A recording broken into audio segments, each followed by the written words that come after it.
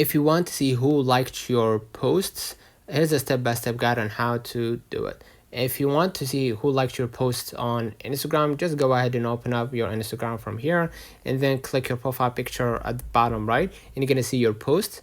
Go ahead and click any post, right? And you're gonna see liked by, and you're gonna see one name, like the name of the person you follow or your from your following list. And you can go ahead and click right here, they're liked by, or click liked by the button, right? You're gonna see likes, and you're gonna see the people who liked your post. If that person, someone you follow, you're gonna be able to see their name, and if they're not your followers, you're gonna be able to see it from the list only by clicking liked by. So let me know in the comments if this video helped you. Don't forget to like and subscribe, turn on the notification bell to receive every video we upload. Thank you for watching.